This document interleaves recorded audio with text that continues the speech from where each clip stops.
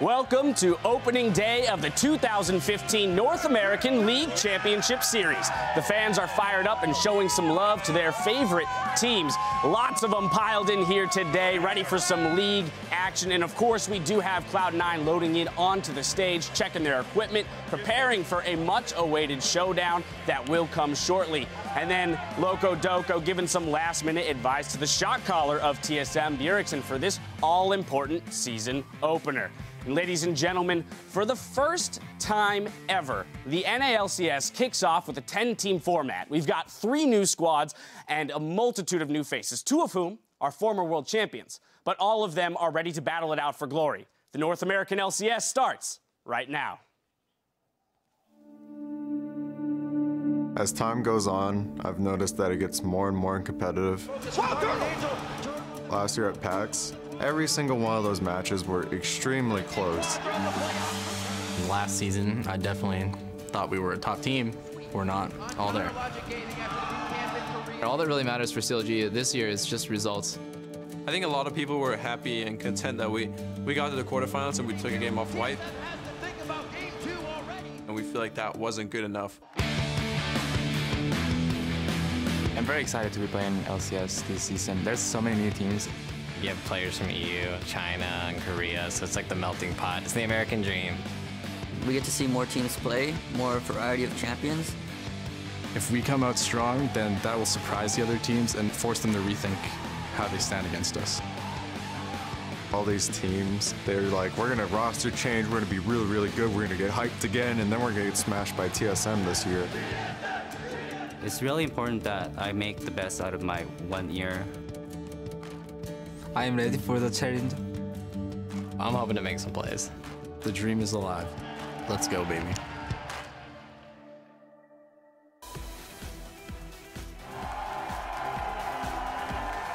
Ladies and gentlemen, we are back. We've got a packed house of fired up fans here in Los Angeles, California. The energy in the building is palpable, and with a full slate of league action ahead of us, we can expect some explosive plays out on the Rift. Hello, I'm James Dash Patterson. It's great to have you with us. I know I'm excited to get the spring split underway, so to help me christen our new studio home, I've got Sam, Kobe, Hartman, Kensler, Aiden, Zyrene Moon, and David Freak Turley. Gentlemen, it's great to have the band back together. Yes, it is. I'm very excited for this new year of LCS, all the new faces that are going to be in the LCS, and of course, Freak's much hairier face. Oh, so much hairier. What's our first single going to be as the new band?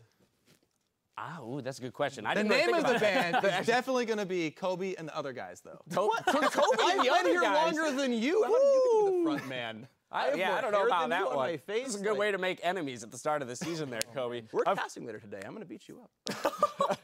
Of course, the other members of the band, Riv and Jat, will join us shortly with the call of our first game. But before that, the start of a new split is always full of change, and this year is no different. In the past, teams would face off against each other 4 times over the course of a split. But starting this year with the addition of 2 more teams to the league, each team will only face each other twice. We've also done away with Super Weeks, and instead of 4 games a day, we'll be bringing you 5.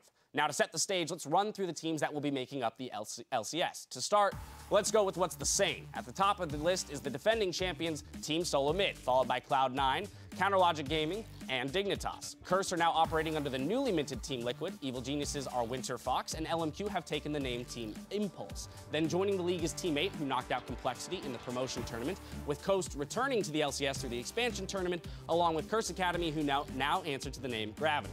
Also new to the LCS this year, teams will compete for championship points to qualify for a spot at Worlds. The winner of the summer split will automatically secure the #1 seed from North America, but the second spot will go to the team with the most points. The third and final Worlds berth will be determined by a regional qualifier. And the battle to avoid last place will be just as heated because the 10th place team will automatically be relegated to the Challenger Series. So the pressure to rack up wins all year becomes that much higher. A lot of changes in the air, so I do want to pull the desk. Guys, what are we looking forward to most this split? I've got to start it off with TIP's jungler that they're going to bring over, Rush. Now, this is a guy, he's coming from the top of Korean solo queue. That's not in itself really a big thing, but he speaks English really well, and he's going to be the shot caller for this team. So there's so much variance that can happen.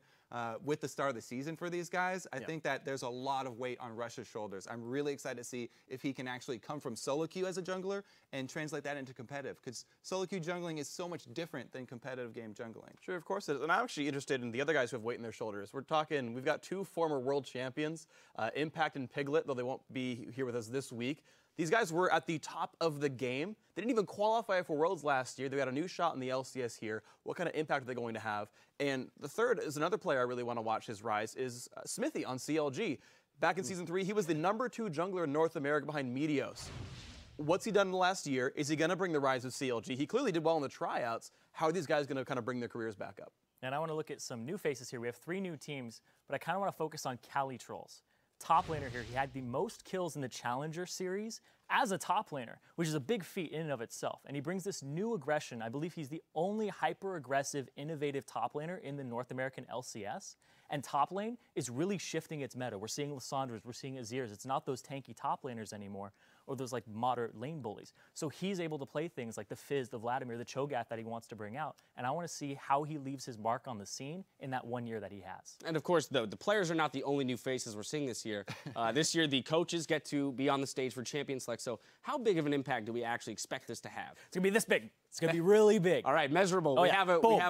have something to compare it to now. I think that it's absolutely huge, because having your coach on the stage with you gives you a lot of comfort. They can help you with your win conditions and your picks. Also, they dedicate their time during the week not to their individual play like a player does, and they kind of relieve them of the duty of studying the other team and figuring out what the curveballs might be that they throw at you in Champion Select. So the coaches allow you to pivot a little more when a pick or ban that you didn't expect to come out comes out. Also, they have accountability, and you get to basically put a face to that guy won Champion Select really hard. Like Fnatic's coach against Elements was an amazing composition that targeted Elements players, not the champions, just their style of play. And then there are coaches that, you know, don't always draft the right team comp, and you can be like, Prawley, what are you doing? Flipping through that book? What's in there? Gone are the days of the coaches whining about, if only the team had picked the champions I had told them to prior to match. If only they listened to me. Well, now you have no excuse. Okay, I want to get a little bit more nitpicky with it, though. Let's look at which teams specifically are going to benefit the most from the addition of a coach on stage. Well, of course, I'm going to have to go with the established coaches, because coaches for League of Legends are such a rare commodity. Pretty much nobody has experience in this. There's only a couple, so we have to go with Loco Doco. He had success with TSM. And then, of course, I really like Charlie for Cloud9 as well. All the new teams, I'm kind of worried for them, because they have to go searching for guys that not only have game knowledge. I mean, there's a lot of people that watch League and they think they have the game knowledge, but they don't actually understand the game. And then also the relationship that you have to establish with the players, that takes time no matter who you are, even if you're already a great coach. So Loco and Charlie and guys like Scar already have a head start on that. They've established these relationships, and it'll be much easier for the teams to trust them.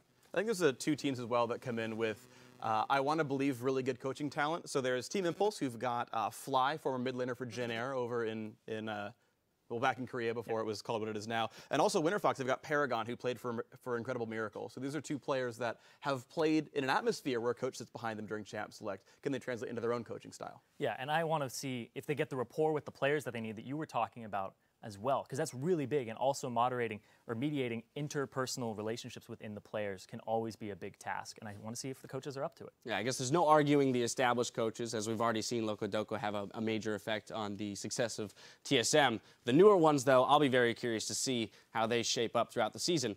But to commemorate the start of the season, Challenger Ahri is now available in the client store, so players can start charming their way up the new ranked ladder. But she's only available for a limited time through February 2nd, so don't miss your opportunity to pick her up.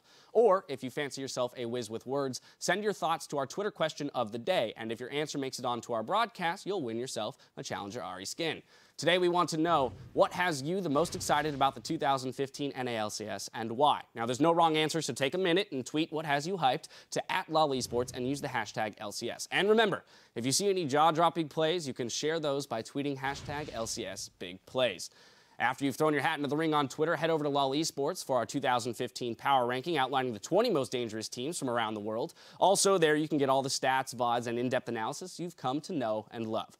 We've got to take our first LCS break of the year, but don't go anywhere because we've got Riv and Jat gearing up on the caster desk to bring you the call on our rematch of the Summer Split Championship, Team Solo Mid versus Cloud9. Keep that browser right here. The action gets underway in just 3.5.